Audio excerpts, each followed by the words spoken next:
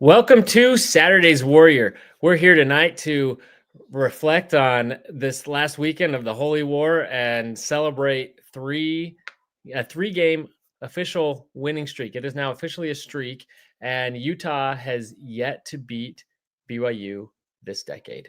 And so we're here to talk about some of that, but we'll also get to our Big 12 power rankings this for going into Week 9. We'll also make our Week 9 picks. So let's get into it. But before we do, if you're new to the show, please like this video, subscribe to the channel. Actually, if you're not new to the show, like anyway. But if you're new, you can subscribe. We really appreciate it, and really helps this channel grow. We do this every week. We also do our live reactions in what we call Saturday's Night Live after games. That's a lot of fun. We're just kind of raw, fresh, and kind of reacting to the game. We'll come at it a little bit more. I think coherently now that we've had some time to think on it and stew on it. But so Adam, let's get into it. You missed out on our live reaction on Saturday. I did. You were tired. You had to go to bed, even though this was one of our earlier games and one of the biggest nights of the season so far. But we held it down without you. So Appreciate the guilt trip. I mean, it's not so much a guilt trip, just wanting you were missed. But what were obviously you were excited about the game, but just kind of high level, and then we'll get into some particulars, but high level, what was your thoughts overall on the game? Man, very sweet victory. And it was a different feeling to look out there and feel like we were the better team. There are times when I felt like we should have won the game. I didn't necessarily feel every year like, man, we are the better team. We have better athletes. We controlled the game, whatever it is. That one felt like, and Utah could have stolen it from us late. We can get into that, but it felt like we were the better team out there. And it was one of those momentum shifting victories. It feels like, who knows what the future holds for either team. But boy, with the recruiting momentum the BYU has, the win streak now in place, it just feels like the power dynamic has shifted in the state. And that felt like a 27-14 win. It didn't feel like a 24-21 win. And BYU controlled so many aspects of that game. For some accountability, I think it should be stated, I said three major things about this game last week. Number one, Utah would not score 21 points. I stated that very clearly. So my words are worth a lot. And I also said whoever wins the game would win by 2 scores, at least. You did say that. So, but I did feel like the indicator in this game was BYU's defense. If they were going to control Utah's offense, I felt like we'd win. And BYU did that throughout the game. That was, to me, the most astounding aspect, was how much we controlled a very potent Utah offense. And I think you could argue the difference over two very evenly matched teams was the size and the health of the quarterback. Dampier is 5'10" if he's lucky, right? Probably 5'9", $185, $190. Super shifty, super fast, very talented, but couldn't hold up. He didn't run in the second half because his ankle was taped and he's pretty beat up. He may not play this week. And it's tough for that size to make it through a Big 12 season. And we said we were a little concerned about that. If we had started McKay Hillstead, we might be in the same situation, but we've got a 6'2", 225 bear who just takes every hit and gets back up again and again and again. So it's pretty remarkable what Bear's doing just from a durability standpoint. And like I said, we can get into the particulars later, but just overall, it felt good to feel like we were the better team, and to put together a victory like that was different than we've played in the past. Yeah. Hey, sorry about that. Yeah, absolutely. It was definitely, I think the biggest surprise to me was to see our D line go up against their O line, which is, probably one of their most vaunted position groups, against probably what we consider our weakest position group, and to see them not just hold their own, but consistently put pressure on Utah and control that line, and we're more physical. And so that was something that hadn't happened in Utah, I think, all season. the way Yeah. that BYU controlled that. And that to me was the most promising part of the Well, whole game. Hunter Clegg, Tausili Akana. I mean, names that we haven't necessarily called all season with some really big moments. Tausili Akana put on a spin move on their All-American tackle and got in and got a hit on the quarterback. Just things like that were it was astounding the way BYU played. It felt like we finally rose to the occasion instead of coming out in this game and struggling because we just can't wrap our arms around the moment and we always kind of play down in this game, whereas Utah rises to the occasion. And that's what it felt like last year, where we felt like we had the team that should have won by 20 points and we had to pull out a close one. This year, I felt like Utah was a lot better and it was going to take a complete game to win. And we delivered. We played a complete game, largely mistake free. But I agree on the D line. That was a treat to watch. Yeah. So Christopher Williams is here in the chat. Let me pull up some of his comments on what you said. So it says the size of the QB is less important than the versatility. And hey, Christopher, has anyone ever told you look like Ted Lasso? You're giving real Ted Lasso vibes there.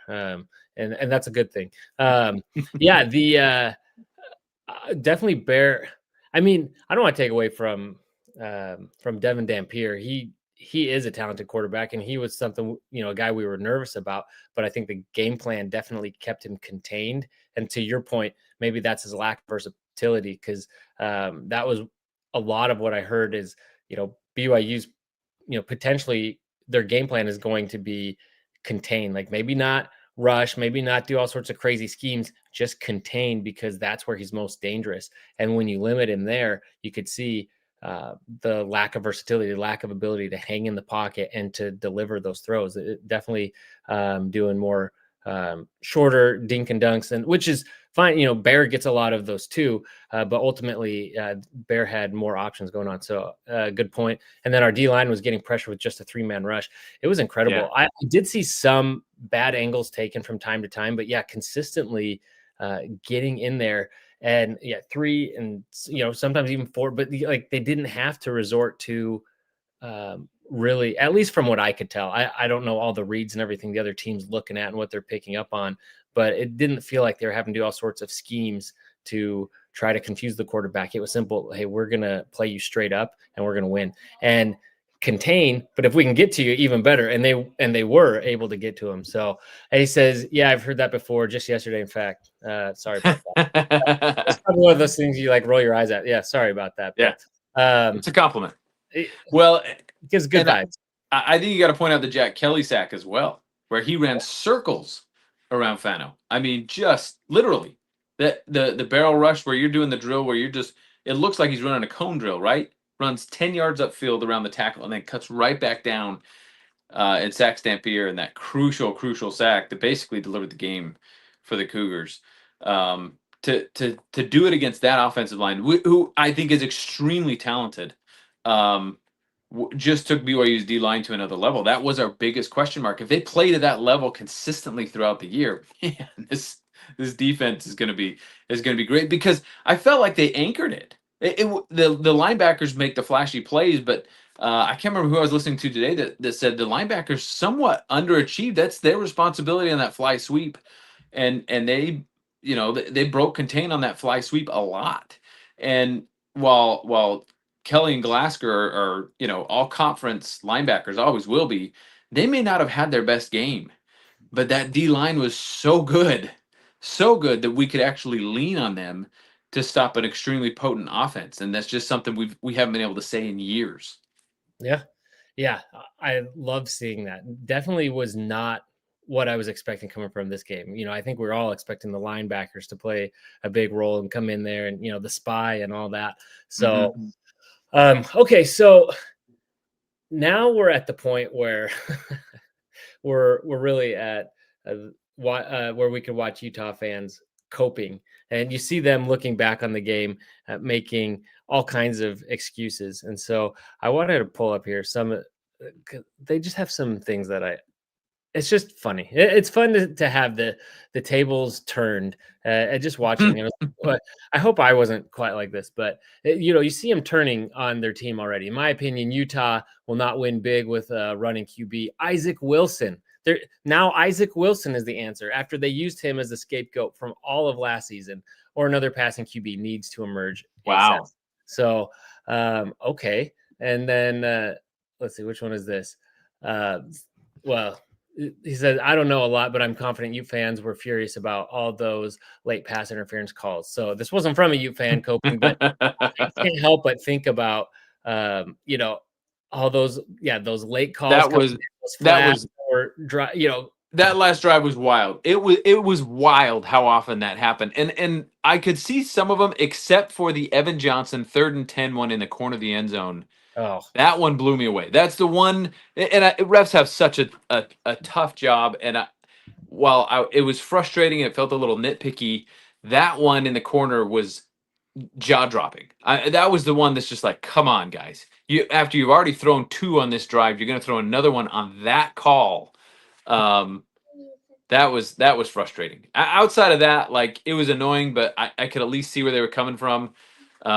And we don't have any space to complain after the 4th and hold last year. And so if they're gonna throw some flags on the last drive of the game, as a BYU fan, you can't complain. But man, that one in the corner of the end zone, they gave him the ball on the 2-yard line to set up the touchdown, was frustrating. I got some company in here, so you're gonna have You're to. okay. You take care of the company. I'll talk through Mark Durant's comments. No, so I half listened to your call or your comment there. Moving on, I saw a lot of comments like this. Utah's playing our biggest rival this week. Again, coping, trying to deflect. Yeah, It's fun. yeah. Different stages of the grief of grief. Let's see. So now here's one where again they put it all back on coaching. You can see a lot of people really turning on Witt. I feel like at this I point. heard a lot of that. I heard the Locked On podcast came out and was just saying, time to retire. Let's move on. This is your fault. And man, that's tough. But in their defense, I remember BYU fans doing this with Lavelle in 2000 when BYU was struggling, and I heard it all the time in the stadium. Oh, Lavelle's got to go. Lavelle's got to go. So it doesn't matter how legendary you are, man. When you struggle, those fans are pretty quick to just turn around. Doesn't matter the school. Look what happened to Gundy. Yeah, exactly. So, this is. I actually want to come back to these because I think this is something interesting to debate or discuss a little bit. But this was another one. You see them; they're hanging on to whatever they can. You see the FPI actually has Utah ahead of BYU here. And, love it. I appreciate the GIF here with this. Just yes, you hold on to what you can. But so there were some interesting calls on both sides, both teams making some interesting calls here on electing not to kick it field goals. I guess that's just part of the rivalry, fueling these coaches. But looking at it, they're saying 3 decisions may live in infamy forever. I don't know about that. Like this first one, okay, you're 4th and 1. Honestly, rewatching that play, every time I rewatch it, I think he's going to get the first down. Oh, as soon as he handed that off, I thought he had it. Maury Bamba is a lightning strike. I mean, that guy has taken his game to another level the last 2 games. It's been incredible. So that was just an amazing play by the defense. The 4th and 1 is a gimme. Of course you go for it. It's the beginning of the game. You're on the road. That's a given. Yeah, you go for that. That's not a bad decision. That's the right decision. Right. I agree. Now look at these other ones. This 4th and 7 seems interesting, especially where you're at. You're at the 28. Like, yeah, you're in. I don't know. It's easy field goal. It's so that tells you something pretty clear. That what was driving a lot of this is they don't trust their kicker. And they can't, and you can't say that. You need your kicker throughout the rest of the season. He's clearly your best kicker on the roster. You can't come out and say, well, we chose to do this because we don't trust our kicker. The coach can never say that. But he basically said it with his decisions. They don't trust their kicker. So everybody's up in arms. And you know what? Witt might have made the right choice, because if your kicker comes out there and misses 2 of those 3, it's going to be everybody's going to be, now, if he makes one of them, obviously, then you're like, well, it would have tied. It would have been 24-24. BYU would have played that game totally differently at the end of the game. But I just think you clearly don't trust your kicker. Well, you know why they didn't trust him? because during the opening prayer of the game, look who was not folding his arms. Look who was not being very reverent, young man, and he was warming up. So, you got to think Witt saw that and had to know that that was not a good sign for the team. That's probably why. I wonder what Austin Collie would have said about that. About living right. On and off the field. He's on the field. You still got to choose the right. So here we got a couple comments. I've lost track of this thread here. Let's get to this. Oops. Now I lost everything. And what is going on? Okay. Well, we won't do that. Get back to those. You take a minute and find those comments because those are important. But I'll say it's interesting while you're looking for those comments. I think it's interesting listening to BYU's analysis about not kicking the field goal, because I was blown away by that. I didn't agree with the decision; it was very frustrating. But listening to A-Rod today, it was fascinating. There was some concern about Utah's ability to block a kick, and how aggressive they are, how good they are, and that's a situation where you're not going to run a fake, and so they're kicking at that point. So they've got a full field goal block on. If you get a field goal block and a scoop and score, you got problems. You got major problems. And so, are you talking about BYU's? I'm talking about BYU's decision at the end of the game. And so that was some of the hesitancy. And it's a 2-score game either way, right? A touchdown and a field goal versus a touchdown and a touchdown. So you're thinking 2-score game either way. Your defense has been nails the whole game. Hearing their explanation made me understand it a little bit more. I don't necessarily agree with it more, but it's helpful to understand the coaching perspective and why they felt like, sure, take a shot at the end zone. The call is a totally different issue. I can't stand the fade route, period. No matter what it is, unless you're up by 60, the fade route drives me nuts. So that's a different question of the play call, but at least understanding why they went for the point, the touchdown over the field goal. Yeah, I mean, because it would still be a 2-score game with the field goal. Or wait, what was that? Yeah. With the field goal, it's still a 2-score game. It's just 2 touchdowns instead of a touchdown and a field goal. I understand that, but it was 5 yards, 4th and 5. And I think, and you're right, it's the play call. And what I saw a lot of in this game, it reminds me a lot of what happened at the end of the first half. It looked like, my guess is, to going back to A-Rod's comments last week of saying, they know, we know, they know, we know, whatever. And so it's like he's trying to trick them, like, we're going to do something with that they don't expect. Obviously, these are obvious passing situations. Let's run it. And he's thinking, oh, let's do this. And sure, if it works, boom, then, you got a touchdown. If it doesn't, you run into what we saw happen. And that was terrible, terrible clock management at that very end of the first half. The end of the second half, I still would have just gone for the field goal, taken the points. It felt like the game I would have too. Away. And because here's the thing, I guess they've shown they're probably going for touchdowns instead of kicking field goals anyway. And maybe you feel good about but they nearly recovered that onside kick. Had they come back after BYU had that game thoroughly in control, that would have been devastating. Even BYU went and won in overtime. That would have been completely. I would have just. It would have been more than I could have handled. And it would have been great to get 31 points and really kind of put the cherry on top there. But I would have just taken the points and just said, you know what, now come beat us. And because granted, you already mentioned all the flags they got on that last drive, but they did go down and score. They did, and chance with really good field position to then tie the game. And I feel like sometimes we discount the sports psychology side of it. If you kick a field goal and then you kick off, they get the ball in about the same area, right? Maybe a little worse, maybe a little better. But you've just gone up now by 2 touchdowns. And in the psychology of the offense taking the field after that is 180-degree different than you making a turnover on downs and Utah taking over the field with that offense thinking, let's go.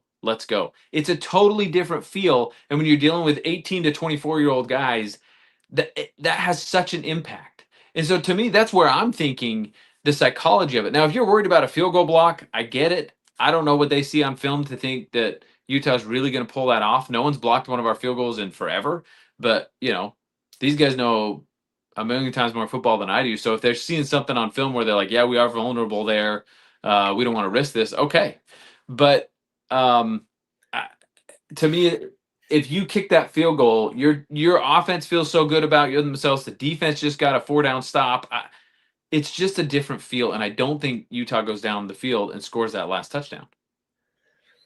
Okay, so I mean, this is something that people always will talk about forever, but it happened, and hopefully, coaching staff learns what they need to from that experience and does things differently. But I want to get back here. We passed over. Christopher said, and the safeties helped out most every Oh time. Talking about the man, linebackers, the O line, and or the leading tacklers were Satuala and Wall, and those yeah, guys played lights out. yep. Satuala is the real deal. That guy's All American next year. I mean, he is crazy good. That hit on number 18, that's one you'll play back forever. When they always go through the hardest hits of the rivalry when they're doing some hype video. They show the one where Ronnie Jenkins got crushed by Lusk in 1996, and that's up there with those. I mean, that was such a solid hit.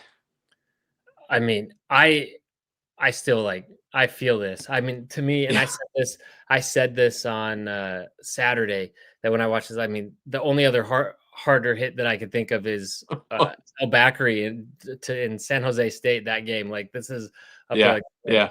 I think that dude's still laying in that spot. Oh yeah, he was on the ground appropriately. So you look at Satuala's follow through, man. His whole weight went into that, and you just see his body like continue through the hit because he was breaking up that pass no matter what.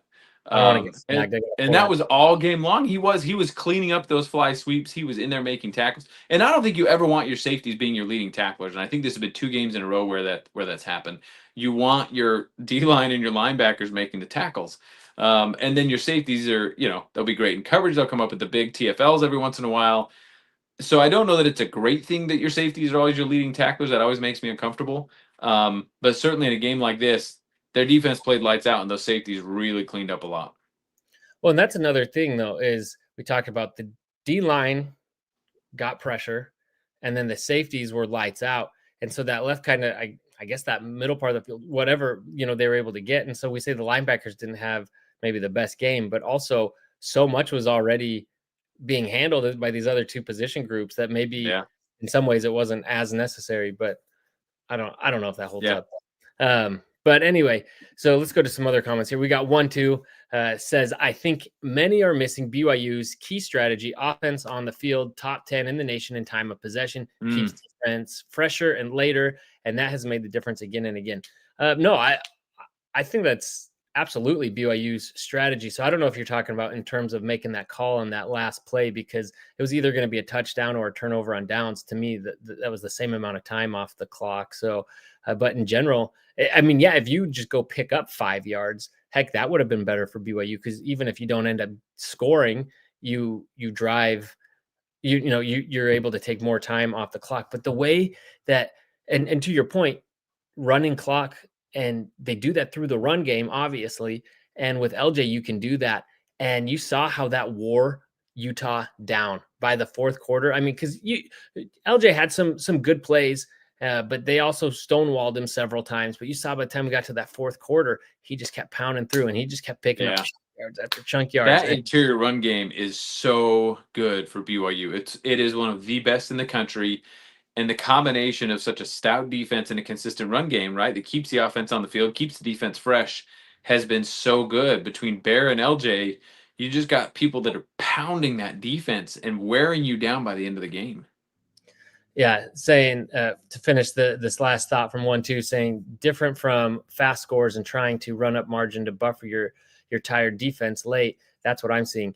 But yeah, but to my point, I guess going for that touchdown, going for the jugular right there, kind of felt like it went contrary to BYU's strategy. Maybe not.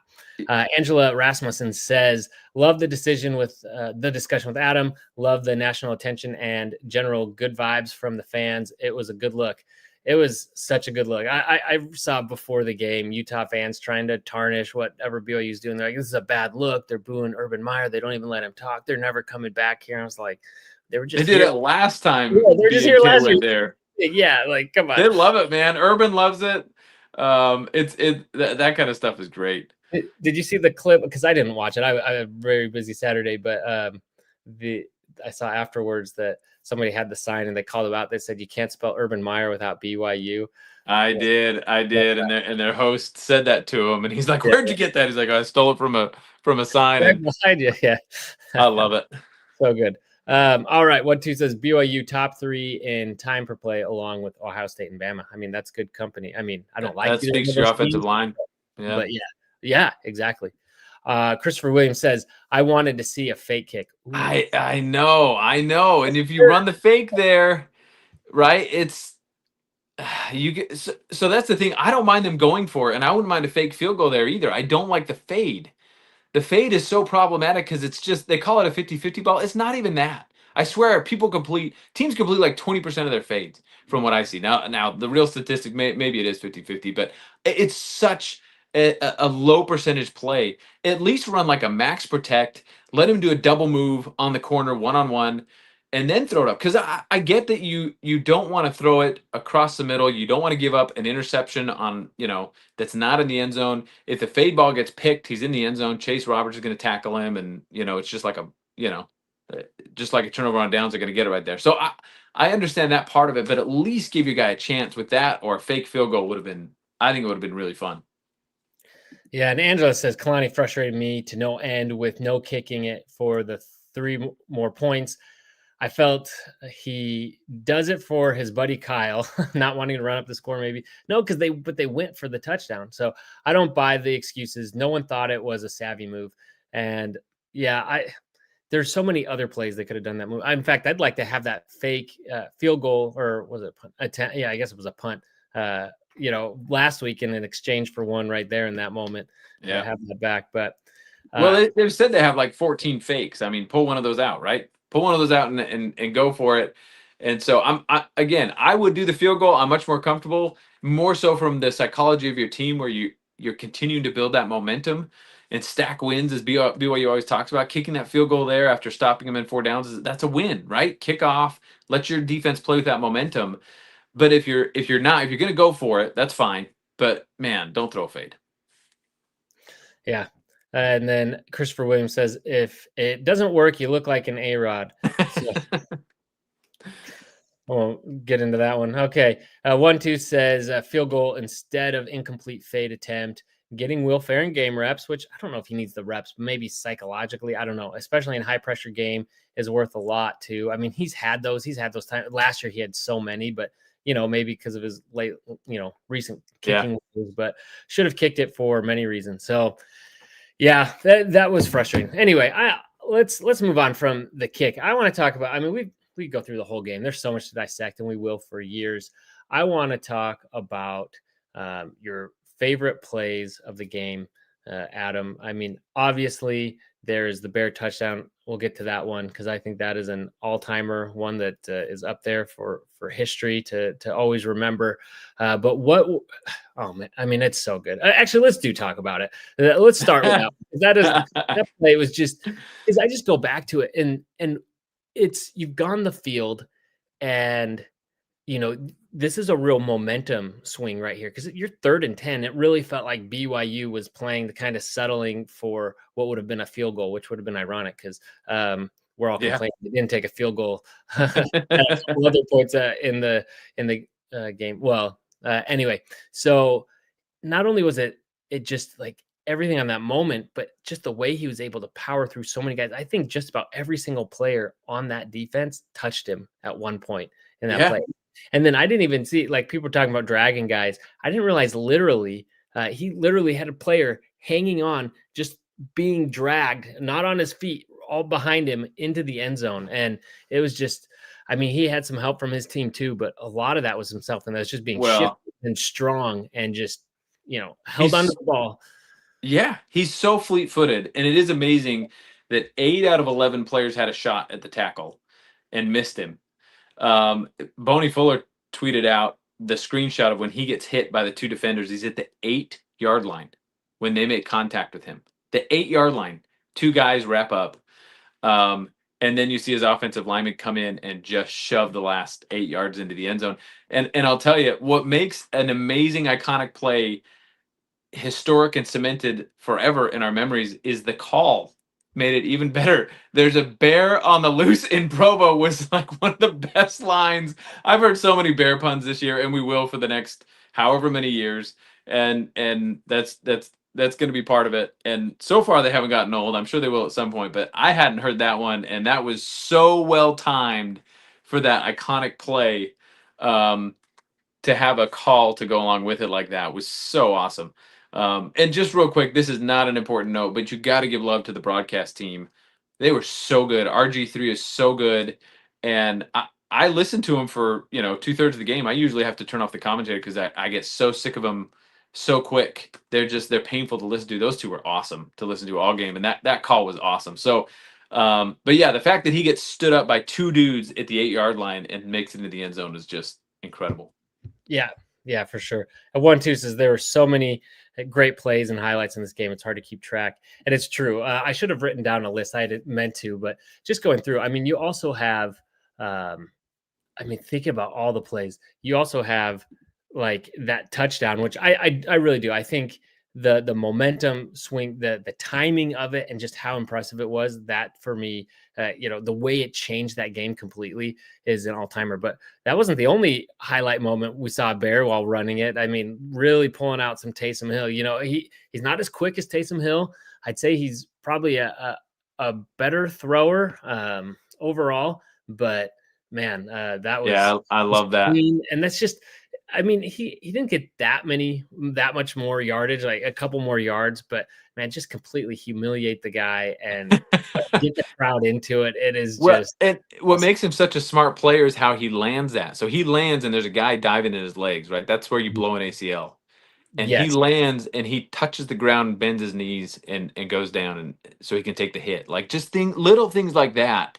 And if you listen to John Beck in any of his interviews, he's worked with Bear for a long time and knows him. And he talks about how much football he's played since his sophomore year and the number of passes he's thrown, the types of defense. It's just his experience level in high school was so high. He has such a feel for the game like this. And he's not as fast. He's certainly not Taysom. No quarterback is ever going to be Taysom. And Bear is much more of a bruiser. But at the right moment, you just see a little fleet-footedness on this play or on his big touchdown run where he just moves a little bit to the side and makes the guy miss. It's not this big juke move like he's a slot receiver, but it's subtle enough to make a guy miss or jump over someone, and then he's big enough to run over him. And it's just, um, man, it's fun to watch. absolutely. What two says the Air Bear, which I love that it already has a name. Hurdle Yeah, was just a great cinematic shot, caught from multiple camera angles with really no other players in the immediate area. I've seen dozens of memes made out of it and so far. Yeah, and yeah. that is definitely it, again, even though that wasn't as consequential as the highlight with the touchdown. I mean, I think this image is just and It's so good. Bear Jordan. Baron Jordan. So then we got Jack on here says LJ Martin had a key block that helped spring Bear on that play. LJ might be the best blocking running back BYU's ever had. That's a really good point.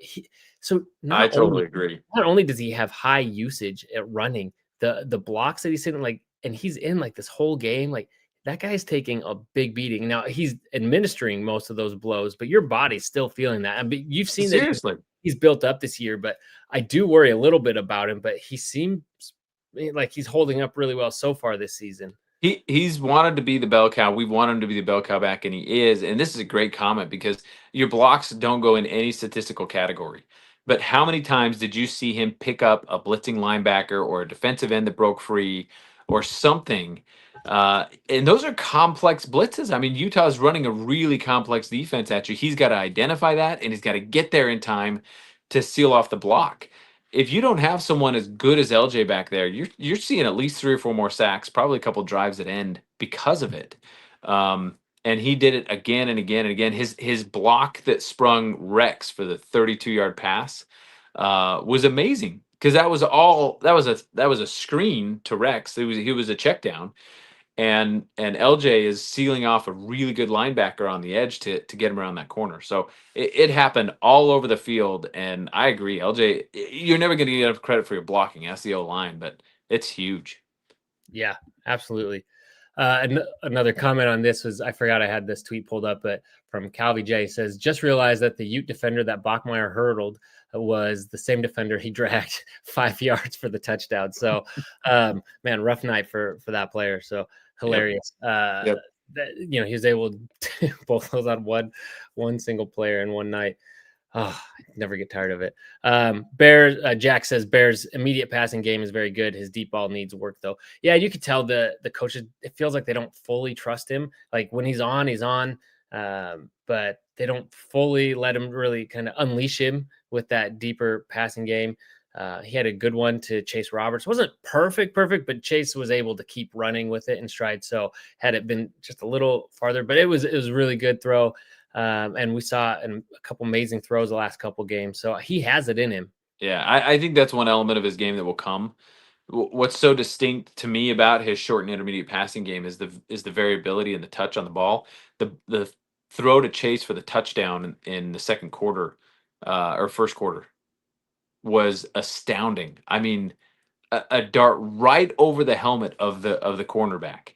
And that's how you beat man coverage, right? Because the defender is not looking at the quarterback right away like zone coverage. So you can put it right over the top of him if you throw it hard. But that thing's got to be a laser, and he threw that in there as opposed to something that has a little bit more touch on the ball later on. So he's got that versatility and that skill set in his throws. And to me, because he's hit the occasional deep ball, I think that's something that comes with time, more chemistry with his receivers. The fact that he's doing this when he shows up to camp in June, uh, and isn't even the starting quarterback, doesn't get starting reps, has to earn the job, and now he's got this level of chemistry with his receivers.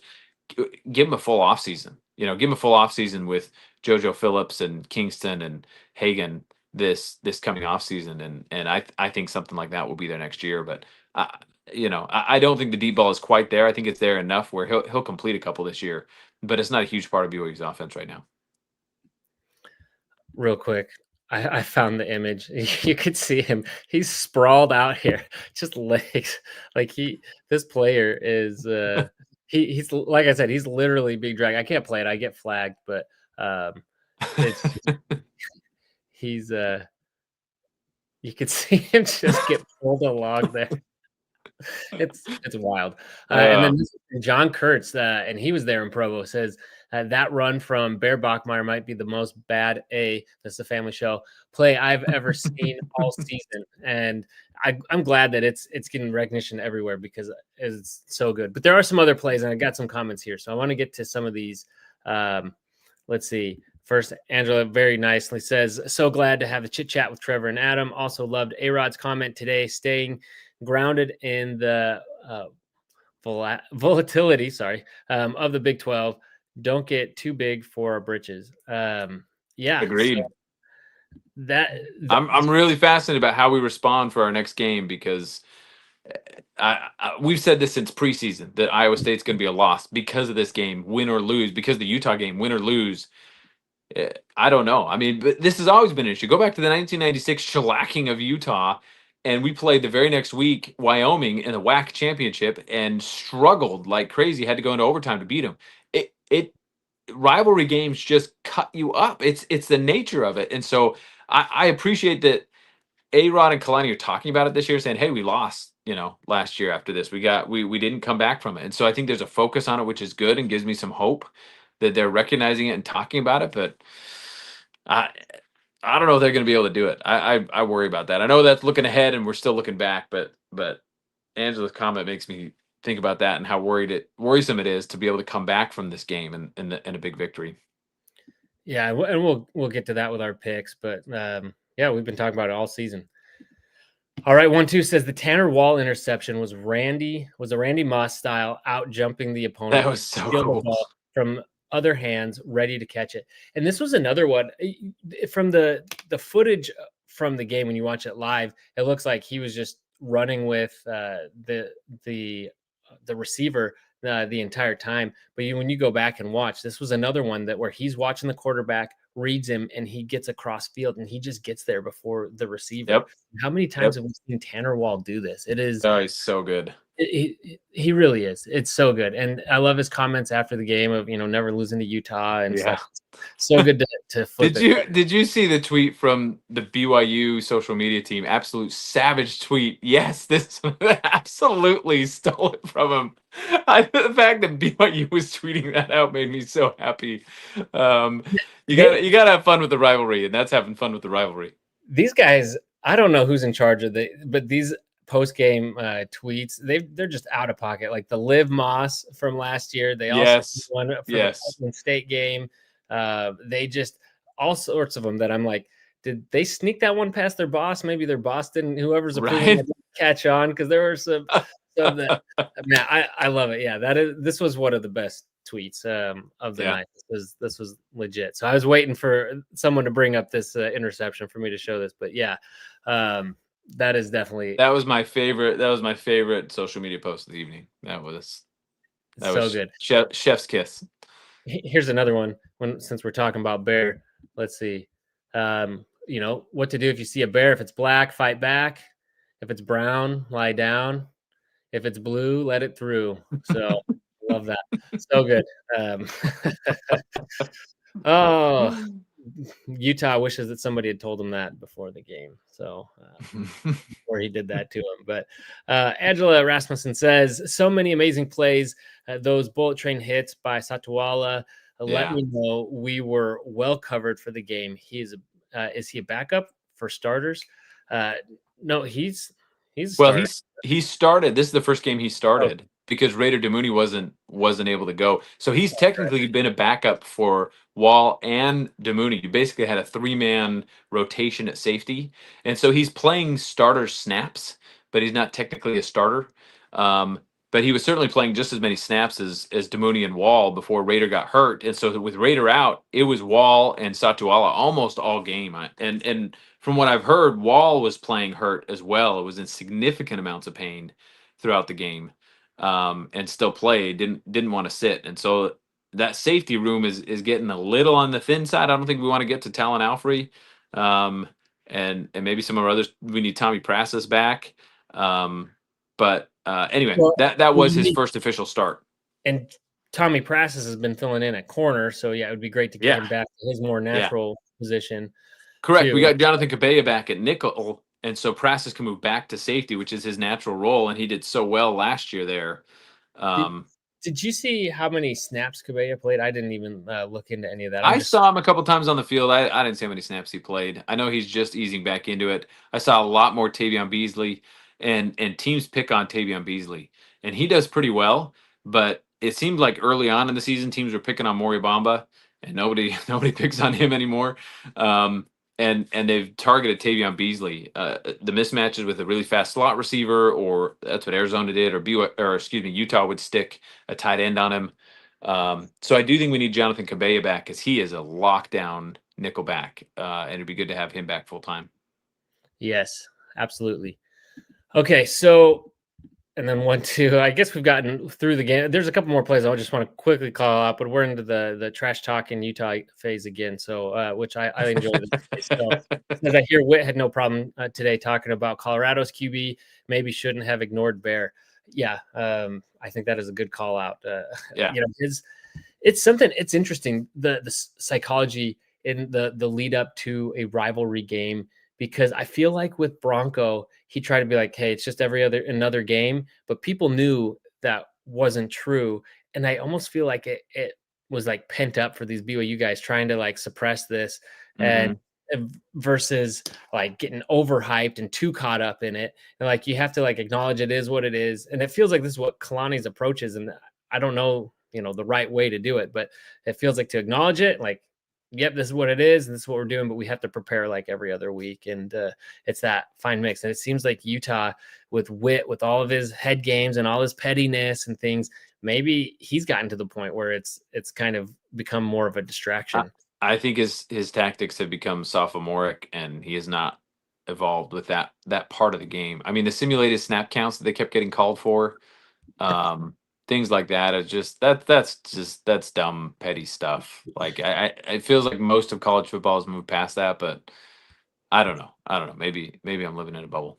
No, you're right.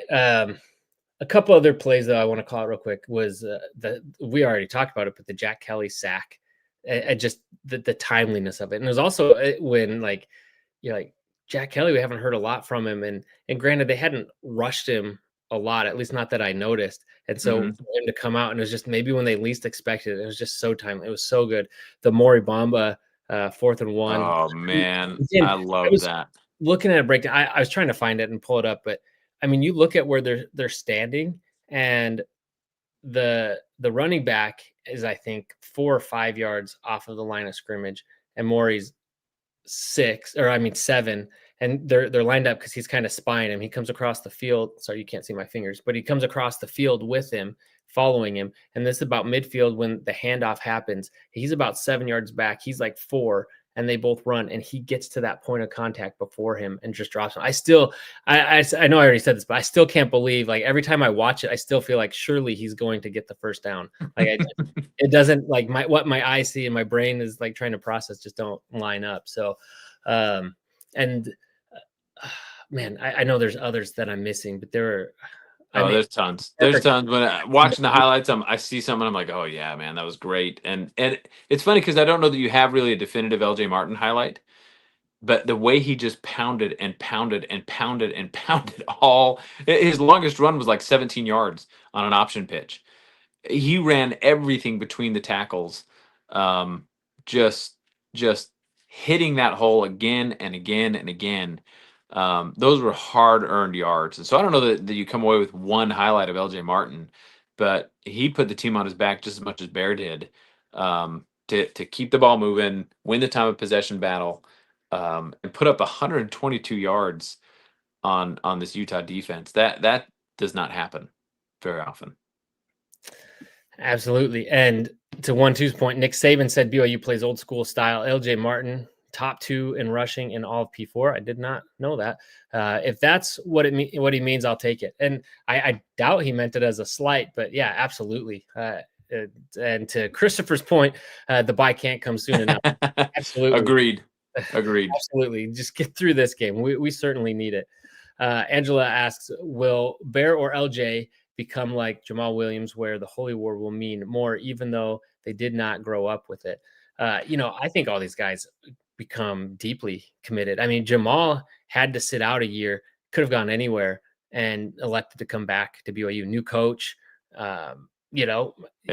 for a lot of reasons. And he came back, and he's a Coug for life. You see Algier, you see a lot of these guys, and I think I think they're what you're playing it. Yeah, I think once you're playing it a couple times, you've learned what it's about pretty quick, and it just becomes a part of you. yeah, yeah. 1-2 says, did you see the rush statistics Fox showed in the game? 24 rushes, 22 up the middle. Wow. I must have missed that, but that is, Wow. I love it. That is power football, Yeah, and that and is. we were winning it, and it worked. Yep. Okay, I want to. Oh man, so many things I wanted to say and get through in this, but we need to move on here. But Yeah. let's see. There are a couple things I love. I love this point because Joe Wheat here makes a point of something that I've looked at, and I know you could say, well, yeah, if you pick and choose, you cherry pick what years you look at, you can make you can make it say whatever you want, which is, so that's a fair criticism. But so since 1972, BYU is 28-13 against Utah when they've been a member of the same conference, and so yes, that's very cherry picky, and but the point is, like, looking at Utah versus BYU as an independent, or Pac-12 and independent, like, you would expect Utah to have the upper hand. But when they are in the same conference, when they're playing on an even playing field, I think that's a fair point to take into consideration. And so I do like seeing that, and how BYU's definitely changed the narrative. I missed one of my coping tweets. It said, losing the game when you have 102 more yards than your opponent is getting out coached, plain and simple. So again, turning on wit. But Yeah, more heat for the coaches. yeah, and so that was just a couple of those that I missed from earlier. But let's see here. Utah hasn't beaten BYU in 6 years, and BYU's QB for the next 7 years is Bear and Ryder Lions. So that was Robbie McCombs. Oh, Good times. And you talked, and last one, you talked about the tides turning in the state and recruiting and everything. And I like this image. How long has Utah used this image on the left, and then for that? But I think Lasker was just complimenting the dude. I think. I think so. Yeah, just telling him, good run, good job, buddy. Good luck next time. I'm sure those were the words that he was using. I'm sure. Okay, so and I don't. Maybe this is the last one. Utah, this is from Cougar Stats. Utah had only allowed 3 sacks all season going into the BYU game. BYU doubled that total with sacks from Clegg, Alford, and Kelly. So awesome. You got to we've given a lot of accolades to the D-line tonight. Yep. So I had to point that out. Okay, so now let's move into our okay. Last one. How many wins do you have against BYU this decade? Okay, I'm done. I think. Let's see here. I did see a lot of people talking about the color rush. This is awesome. A lot of non-BYU Utah fans, really into it, and I agree. But Utah went back to their old ugly uniforms last year. Last year was the for me the uniform matchup because they had their newer look without the big thick black sleeves, and it's just, for me, it's cleaner, it's more classic. That was the look. This one is not my favorite Utah look. Yes, the colors do pop, but yeah, the red on blue is cool. It looked awesome. It's a cool thing to watch from that aspect, but Utah has better uniform combinations now. Okay, and this one, we had our basketball players there. We didn't talk about the game yet. We need to at least give this attention before we move to our power rankings. So I wasn't able to watch. I could have paid for Big Ten or whatever, or gotten us some other service for the day or whatever. But my kids had play performance this weekend, so there's a lot of performances. There's a lot of running around, so I wouldn't have been able to watch it till after, anyways. And as a exhibition, it just wasn't worth it. So I didn't watch it. Were you able to watch it? No, I've seen highlights of it. I did not watch it. Same reason. I had so much going on before the football game.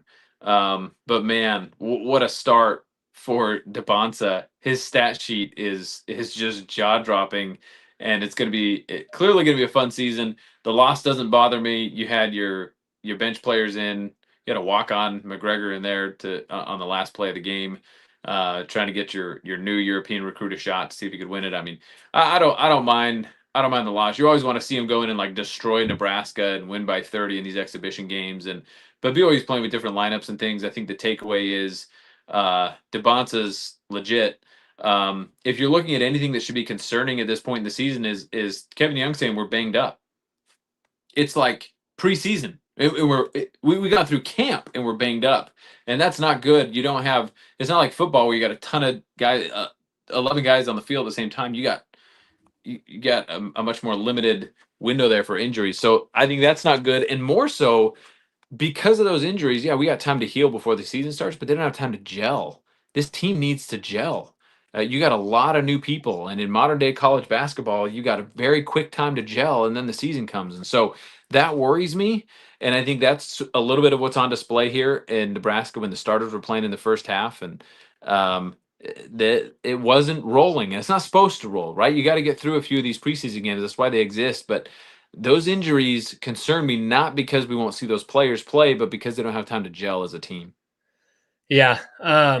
The one thing that I heard about it is their defense. They didn't do as well defensively. So that's an effort thing. That's a scheme thing. That's something that regardless of, they weren't running a lot of plays on offense, that it was just a lot of, through AJ, and they didn't want to show a lot. But on defense, that's not the case. So there is, some comments out there that was a little bit of concerning. But yeah, it's a preseason game. It's just like in the NBA. It's usually the championship teams, they're summer league teams don't do as well versus the whoever's rebuilding, right? So I don't put too much stock in it, but I'm certainly excited and definitely plan on watching the North Carolina game. Yeah, sorry, I was reading these comments. We got a couple comments in here about Iowa State, so let's move on. Let's do rapid fire. If not sure you and I are capable of it, but our power rankings. Let's do it. We could totally do rapid fire. Okay, so we're starting from the bottom up to make it clear. I get roasted all the time. I do this based on resume. I'm not trying to interject who I think is the best. Although at this point in the season, we kind of know who teams are a little bit more. So yeah, I do more and more, but whatever. I think mostly we see tiers now that make sense. And so you can kind of argue within those tiers, but we're going to do it anyway. So, all right. So build us up from starting at 16. OSU. Okay. Same. West Virginia. West Virginia. Or sorry. Yeah. 15 was West Virginia. It's anonymous now. They've been that way for weeks. Yep. So we agree. They'll stay there. UCF. Baylor.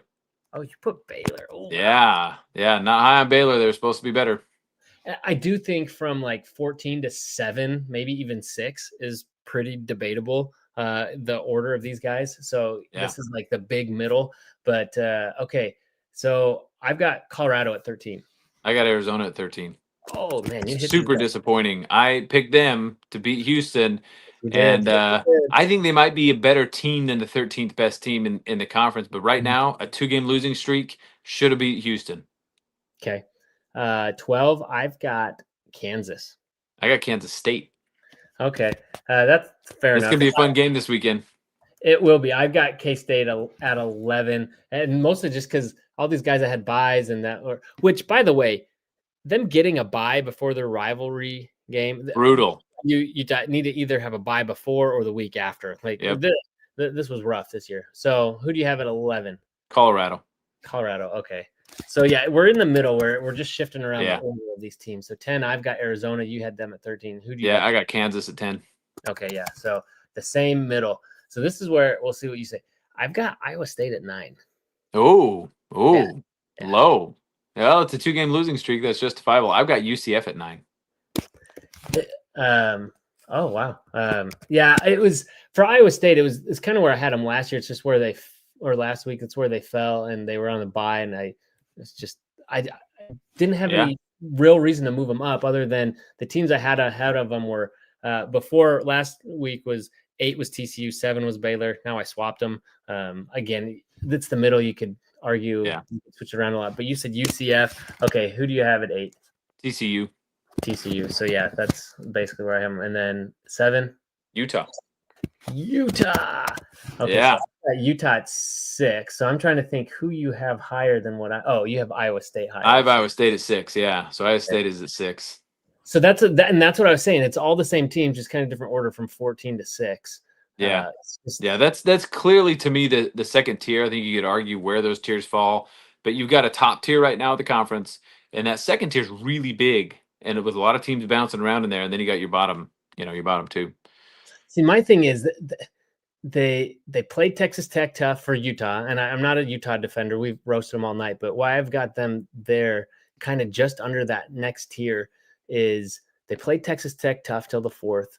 They beat, they didn't have their starting quarterback, but they beat ASU resoundingly. And then they hung with BYU, even though I think BYU clearly looked like the better team, especially in the 4th quarter. They got a late kind of whatever touchdown, but they still I still think they look solid.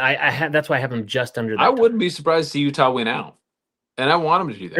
I think it'd be great. Schedule is favorable for it. It is. Okay, who do you have? And so at 5, I have ASU, which is funny because Utah beat them, but again, whatever. Who do you have at 5? Houston. So they just keep winning. Yeah, and I've got Houston at 4 for that same reason. That's fair. Okay. Who do you have at 4? Texas Tech. Oh, big hit. Yeah. Okay. Yeah. Don't lose a dumb game to Arizona State.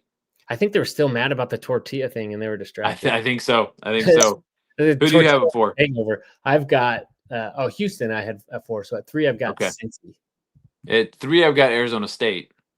So you moved them up for beating Texas. You rewarded them for beating Texas Tech. I did. I feel like they had to be this week. They got to be above Texas Tech. This week. That's fair. Maybe I'm wrong, and this is where maybe I'm thinking of maybe overthinking it, but I think Texas Tech has showed enough. I've left them at 2. Like they had a flat game. That's where I've got them. That's fair. 2, I've got Cincy.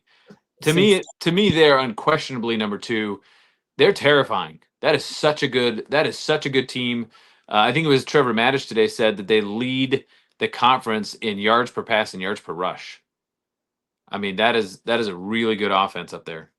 Yeah, and we'll talk about them in a second with our picks. So obviously, both of us have BYU at number one. This is my first week officially having BYU. I love it. Put those Cougars at number one. And they've earned it. Both Cincy and About BYU time. are in the driver's seat. So, for the conference, I'm not saying both of them will make it, but both of them control their own destiny. Technically, Texas Tech does too, because they play BYU. They control that. The one thing that scares me is that ASU is not on BYU's schedule, so that is not a team BYU can do anything about. And so very likely it could be a team that we end up seeing in the conference championship game. So, all right. So those are it. I'll post mine and we'll get those up. Have a graphic somewhere, but for the sake of time, let's move on here.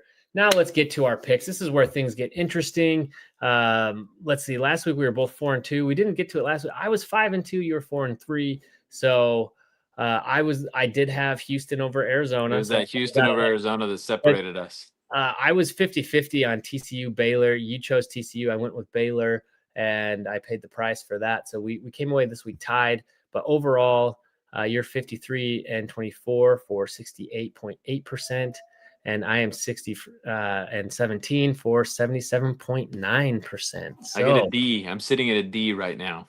So. Yeah, I was gonna say it's 77, 78. That sounds about right for me. So, a number I'm very familiar with. I'm gonna start getting aggressive with my picks. So I've got some ground to make up. It's week 8. I really got to shift it into gear. So I'm starting to roll the dice here a little bit. All right, hang tight. We're about to get to these Iowa comments. So if you're still hanging with us, I want to get to those. So let's make our other picks real quick. You got some Hail Marys to throw, but we've got K-State at Kansas. K-State. I'm jumping on the purple train. That's who I'm picking. This is one that could go either way. I'm feeling like they're putting things together. They're kind of trending up as Kansas is trending down. Yes. OSU at Texas Tech. I'm going to put the Cowboys down for you. Yeah, please do. Is Texas Tech on a bye? Is that what we said? No, I mean, you said you're going to trot out the second unit against the Cowboys. Yeah, get the starter some rest. So I think we'll both put Tech. Then we got Baylor at Cincy. Yeah, Cincy. Freight train can't be stopped. I'd love to see Baylor come up with an upset, but I don't think it's going to happen. Baylor could. They could. Baylor could upset anybody. They're good enough. They just don't. Yeah, that's true. TCU at West Virginia. TCU, that's a given. I thought you were going to be picking some Hail Marys here. Okay, Houston at ASU. Houston's my Hail Mary. Okay. I like it. Yeah. So I just couldn't get myself to do it, and I hated myself for it, but I picked ASU. But looking at the numbers, I actually liked, in the statistic categories, how Houston stacks up with ASU. I just couldn't do it. Okay. Then Colorado at Utah. I'm so torn on this. Because I don't think Utah can bounce back after a loss like that.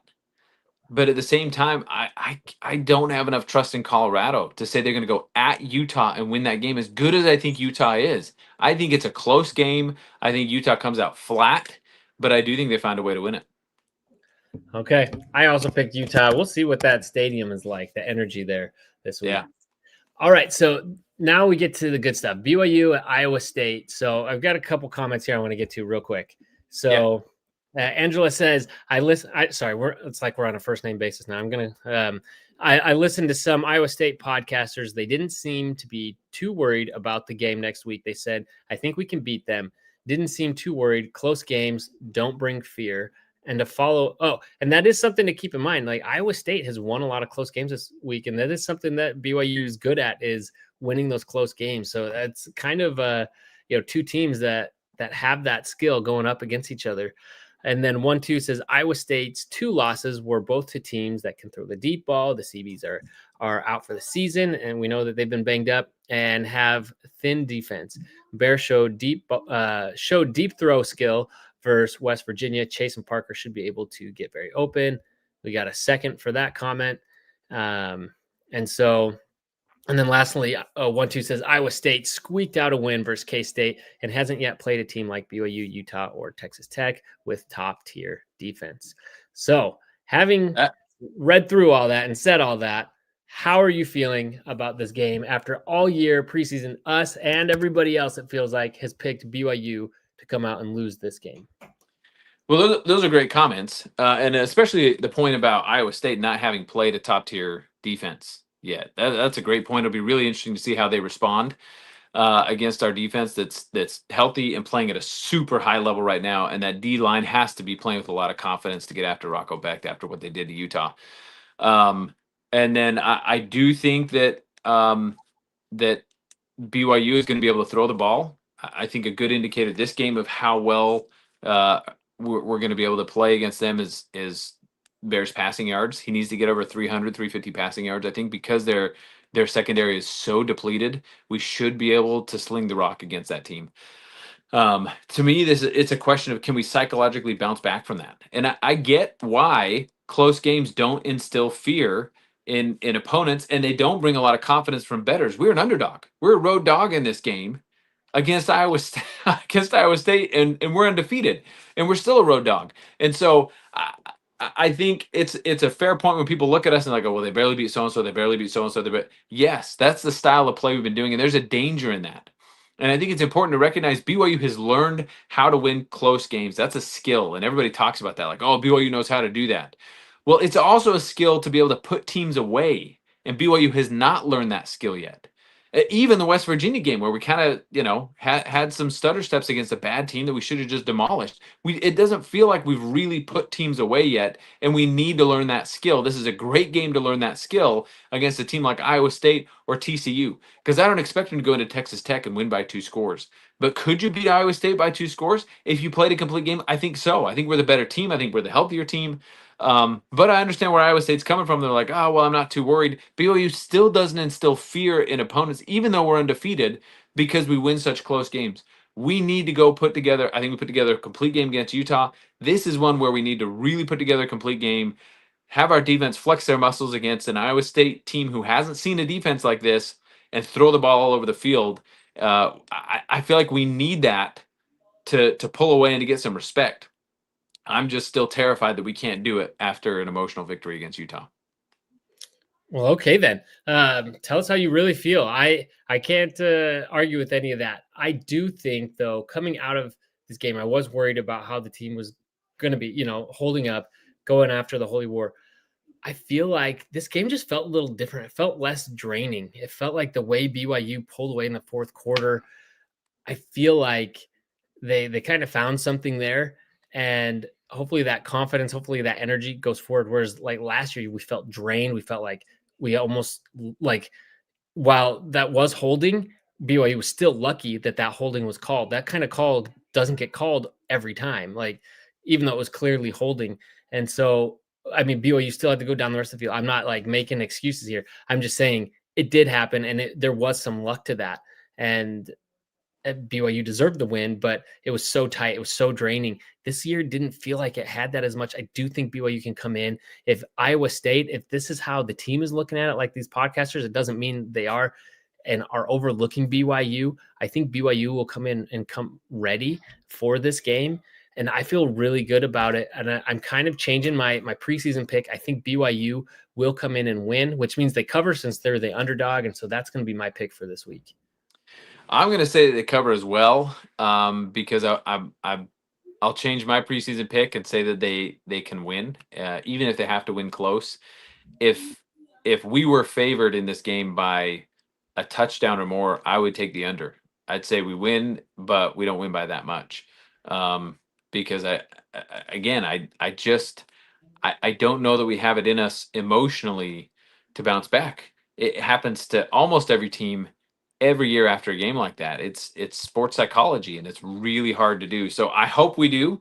I've always felt like, even when we thought Iowa State was a little bit better than what they've shown the past couple games, I always felt like if we were playing them any other week, we'd be able to win, even in Ames, Iowa. I think we can do this. I think we match up well against the team.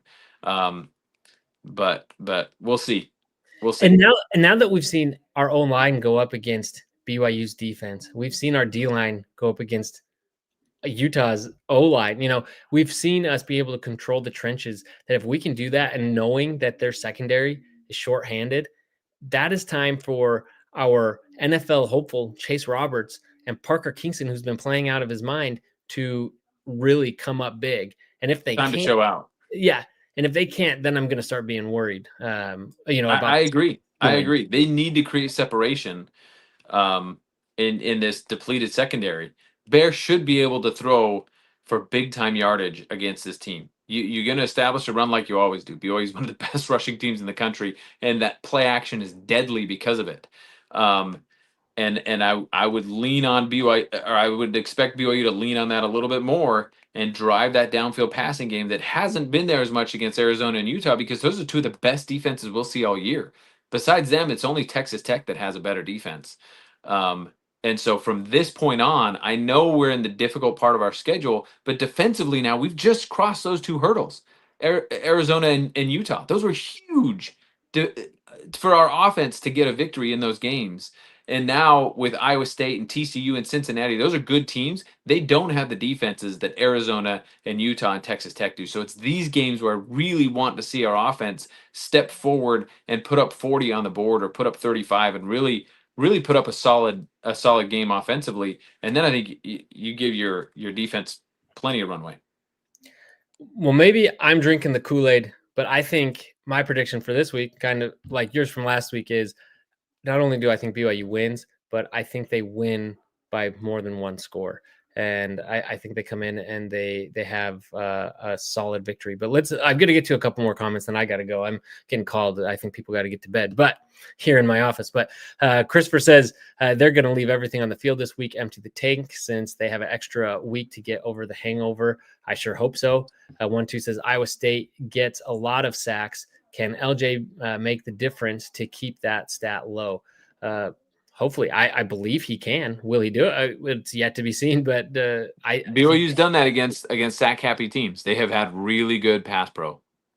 Yeah, and Christopher says, and Carson Ryan, in terms of our receivers, yeah, we need him to come up big. Yeah, that's Speaking true. of which, I'm glad that he and Keanu Tanavasa both had moments in this game the Utah game. Yeah, that was important. That was important. And that we're still using a tight end halfway through the season. That is beautiful. It's still, and he hasn't transferred to Colorado State or anywhere else. Angela says, I will always bring the faith they can win. Well, yeah, we pick BYU every week, which is why that's our one game where we pick against the spread because we know we're both going to pick BYU. We can send our positive intentions into away stadiums as well. If we can stop their QB, which I think we can, I trust Bear to level up. He has crossed every challenge put in front of him. I mean, there's nothing you can say now that true freshman can't do. And this is one more that that A-Rod wants to establish the run to open up the pass.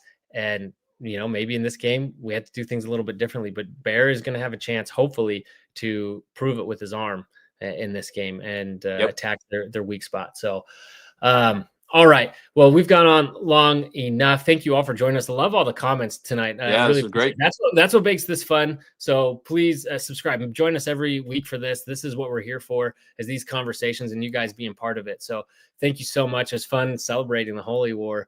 Unlike the players, we can bask in this all week long. We don't have to move on to the next game. I am working on having a collaboration video with another Iowa State podcast. We don't have one in the College Huddle. So I'm trying to track down a couple guys, and hopefully I'll have something out for later this week to preview the matchup. But we'll definitely be there. Oh, actually, after the game, it'll be Adam after this one. I will not be able to make it live after the game. I might be watching this recorded afterwards. So, but join us anyway. I won't be asleep this time. We get a 3:30 kick on the East Coast. This is awesome. And that's what makes it great, is your comments. So make sure you join and come hop in the comments to do that. So, all right. Appreciate it. Thanks for watching. And as always, go Cougs. Go Cougs.